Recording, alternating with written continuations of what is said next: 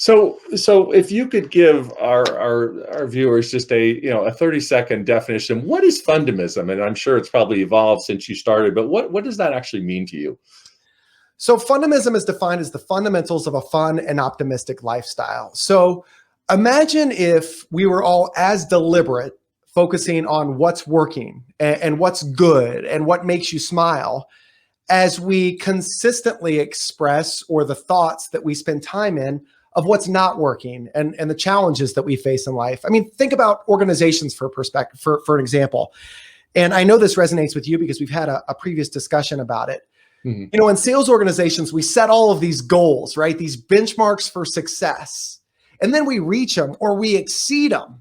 And we spend far more time trying to get to the mountain than when we're on the mountain, actually looking over and just enjoying the view and patting ourselves on the back and saying, we did the dang thing. So fundamism is about celebrating the journey, focusing more on what's working as opposed to what's not, and being deliberate in things that create joy, fun, and fulfillment in life.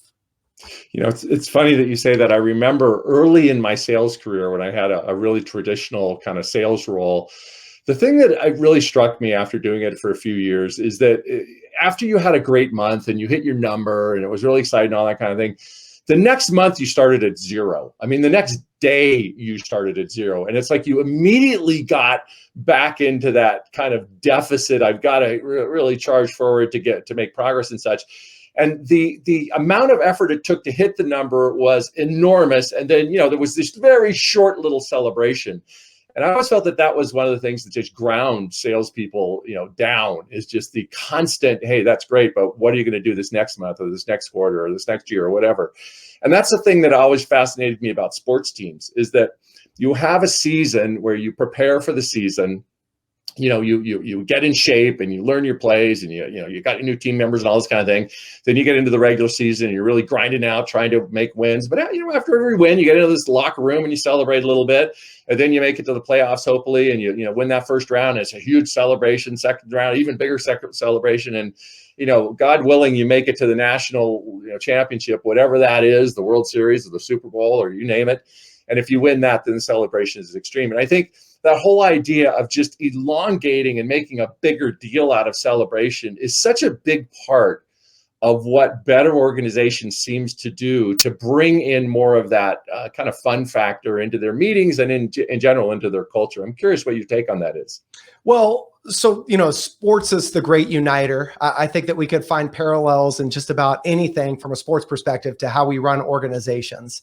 Mm. And I would say that my first impression of what you're saying is, the one thing that we'll never receive enough on in this world is appreciation, right? Mm. I think it was Tom Brady several years ago. I think he's been to 7 or he's been to 10 Super Bowls and won 7, something like that. So don't hold me accountable.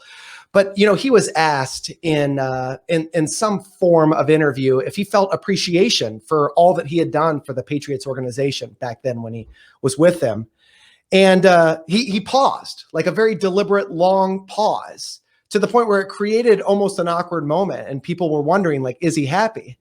And his response was, I think that if you go out and you ask anybody in any organization whether they feel appreciated for all that they've done, they'd probably say no. He said, I feel aligned with my executive team, the leadership team, the Patriots organization, but do I feel like I am consistently appreciated for all that I do? No, I would be lying if I said that. I think that aligns perfectly to what you're saying. If the greatest, and I don't think there's any argument, I don't even like Tom Brady, if the greatest quarterback of all time, who's now been to 10 and won 7, can say that he doesn't feel appreciated to the extent that he feels deserving of, then we're in a very common space. Yeah. I mean, I think that in many organizations, the concept of celebration is actually a fairly inexpensive thing to execute on. I mean, when you look at how do companies create better performance, and there's all these big tech projects that have a big price tag to them and incentives and this and that, the other thing. But little moments of celebration are something that you just plug into your daily and weekly and monthly calendar and just create it. And it's something that doesn't necessarily cost a lot of money that can make it happen. And like you're saying, it is an insatiable need. It isn't something that, wow, we've covered the appreciation fun bucket for the year. I mean, it's something that needs to be addressed. That's almost too formal of a word, but it's something that needs to be cultivated on an almost daily, in some cases hourly basis.